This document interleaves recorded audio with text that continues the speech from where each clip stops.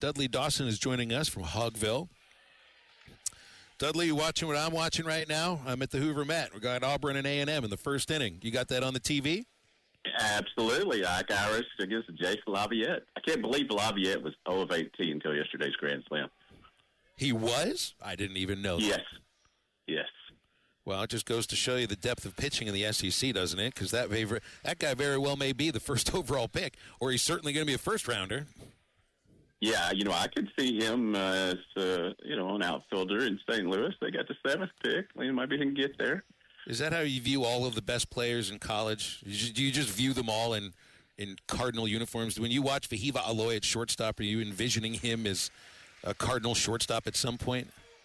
Yeah, well, probably not that because we've got Mason Winder now and J.J. Weatherholtz, got drafted last year. So probably not, but I do look at positions like that. I mean, the way people around here root for the Razorbacks is how I root for the Cardinals, Celtics, and Cowboys. And so I view everything through that lens.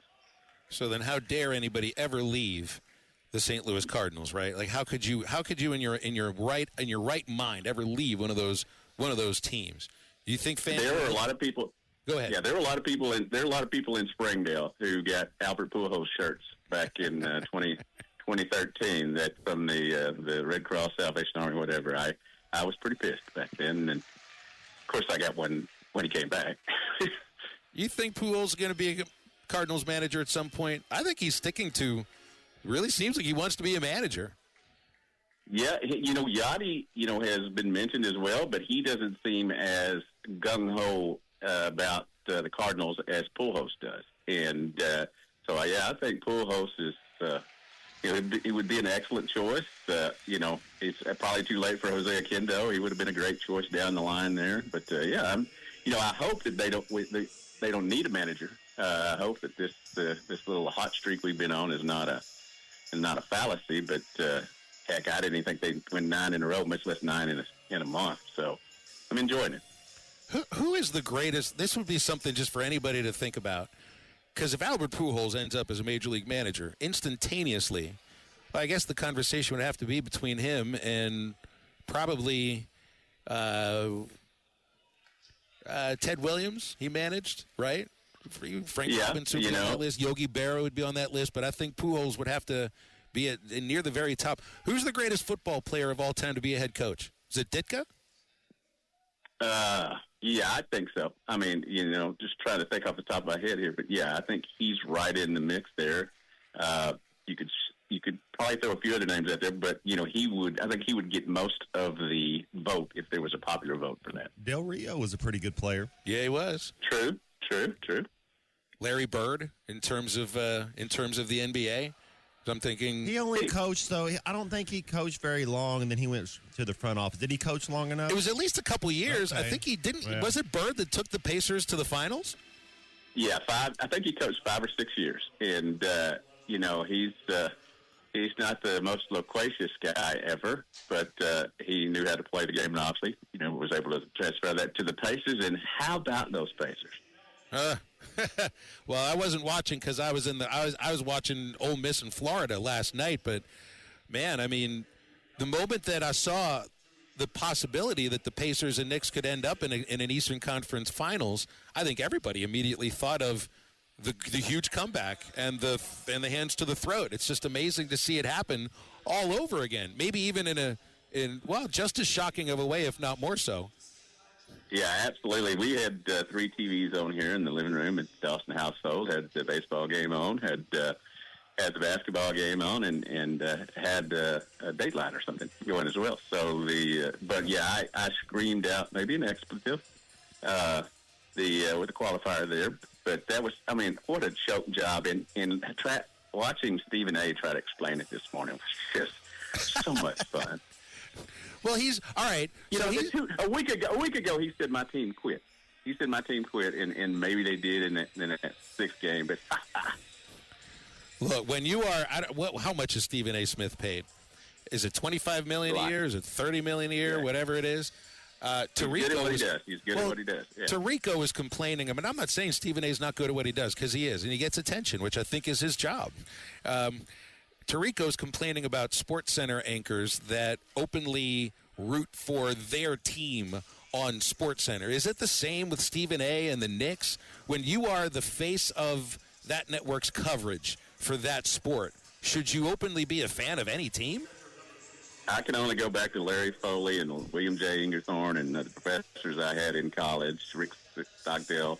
You are not supposed to root for your team. You're supposed to be objective. You're supposed to be biased. It took me a little bit of time to do that after coming out of the Arkansas basketball program as a manager and graduate assistant. But, I got to it. I got to where you have to be that way. And so, I'm not pleased. I don't hate it as much as Otis Kirk, my colleague, does, but I just don't think that's a cool deal, in a journalistic ethic deal. But I know we got new media now, so I got in trouble it is once. what it is. I got in trouble once, and it was Jeff King's fault. No, seriously, Dudley, the season I interned for the Pirates, it was 96. King was, of course, the third baseman then. I'm 19, and I'm working in the press box for every home game. And even when the team was on the road, I was the king of the copy room. So it's against the Marlins. I think Rob Nen was closing for the Marlins. You remember Big Rob Nen? Wow. Yeah. Oh, yeah. And big right-hander. And the bases are loaded, and the Pirates are down a run, and it's Jeff King, and he strikes out to end the game. And immediately, I pound the table. One hard right-hand pound on the counter, sitting next to my boss. And he looked at me, and I knew immediately, don't ever do that again. He might have said those words, but he didn't need to say those words. That is the last time that I've ever openly rooted in a press box, unless I've been the broadcaster, because that's the that's the barrier. When you're the broadcaster, you can scream and yell and root and do whatever you want, and that's so nice. I've done, I'm old enough now. I'm mentoring some of these younger guys, I think, and as they grow and come along into the profession, I can get it done with a look when they root or show too much emotion. The look will remind them, you just got out of college, and didn't they teach you that you got to be objective here? So you get to a point where I think it gets easier the farther away you get from being young, isn't it? Absolutely. Well, part of it's also got to be, look, I mean, you still are a Cardinals fan. I'm hanging on to the Pirates by my fingernails, Dudley, because I feel like they don't deserve my fandom, right?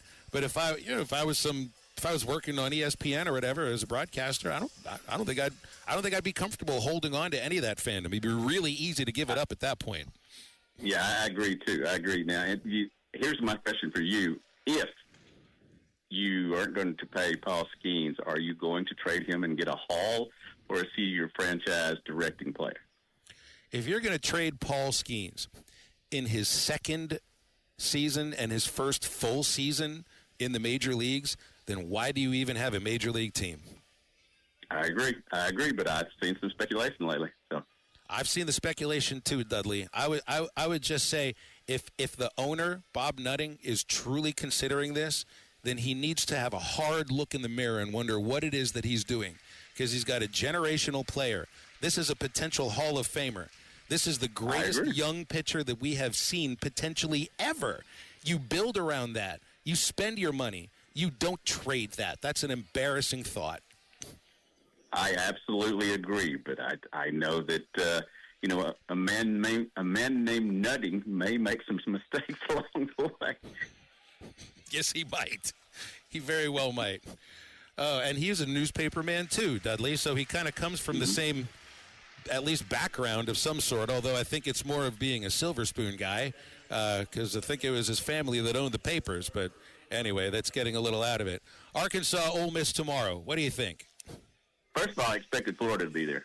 They've been playing so well. I expect them to be there, but Ole Miss, got the pitching they needed last night and pulled that one out. As we know, that was kind of the start of the SEC season there for Arkansas, and I'm anxious to see them match up again. And I don't know about you, but I really, really like this format where it's just like a weekend series if you've done successful enough during the season.